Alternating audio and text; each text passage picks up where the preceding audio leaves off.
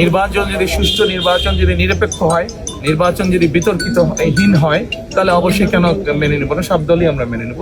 কিন্তু অবশ্যই এখানে একটি শর্ত আছে যে নির্বাচন নিরপেক্ষ হতে হবে, নির্বাচন শান্তিপূর্ণ হতে হবে।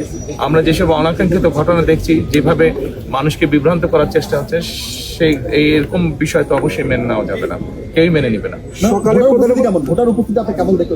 আমার কাছে মনে হয়েছে যে ভোটার উপস্থিতি, আমি যতটুকু ঢাকা শহরে দেখেছি, আমার কাছে মনে হচ্ছে আলহামদুলিল্লাহ মানুষ অত্যন্ত উৎসাহ ভরে তার ভোট প্রয়োগ করতে যাচ্ছে। 17 বছর আপনার এই ভোটের দিনটার জন্য আপনি আন্দোলন করেছিলেন, আপনার হাজার হাজার নেতাকর্মী খুনের শিকার হয়েছেন। আজকের দিনটি কি আপনাদের সেই আন্দোলনের একটি সফলতা কিনা? এটা শুধু আমাদের আন্দোলনের সফলতা না, 17 বছর ধরে বাংলাদেশের কোটি কোটি মানুষ, কোটি কোটি ভোটারই ভোট থেকে বঞ্চিত ছিল, ভোট প্রদান থেকে বঞ্চিত ছিল।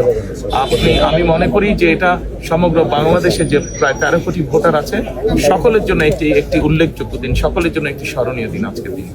Thank you. আজকে সকালে এই কেন্দ্রে ভোট দেওয়ার পর তিনি বলছেন যে ভোট উৎসব হচ্ছে, মানুষের অংশগ্রহণ করছে, সেটা কি সেভাবে থাকবে? আপনি কি মনে করেন? প্রধান উপদেষ্টার কাছে যেহেতু উনি সরকারে আছেন, ওনার কাছে হয়তো ইনফরমেশন বিভিন্নভাবে থাকতে পারে। আমি যেহেতু এখনো সেভাবে সারা দেশে ইনফরমেশন জানি না, কাজে আমি এ ব্যাপারে বলতে পারবো না। আমি শুধু ঢাকা শহরে যতটুকু দেখেছি, আমি তো বললামই যে মানুষের মধ্যে উৎসাহ উদ্দীপনা আছে। আমরা বিশ্বাস করি গত 2 দিনে যেভাবে দেখেছি মানুষজন লঞ্চ, স্টিমারে, ট্রেনে, বাসে করে বিভিন্ন উৎসাহ নিয়ে দেশে ফিরে গিয়েছে, যার যার এলাকায় ফিরে গিয়েছে ভোট প্রদানের জন্য। আমরা প্রত্যাশা করি যে সেই উৎসাহটার প্রতিফলন আজকে নিশ্চয়ই থাকবে বিভিন্ন জায়গায়। এই জামাত ইসলামের বেশ কয়েকজন এজেন্ট বা সদস্য তারা অস্ত্র নিয়ে ধরা পড়েছে, টাকা নিয়ে ধরা পড়েছে, এই বিষয়গুলো নির্বাচনকে আজকে সকালেও আমি এখন একটা নিউজে দেখেছি, আজকে সকালেও বোধহয় ঘন্টা 2 আগেও একই ঘটনা ঘটেছে। ধন্যবাদ সাংবাদিক ভাইরা, ভালো থাকবেন সকলে। আসুন আমরা চেষ্টা করি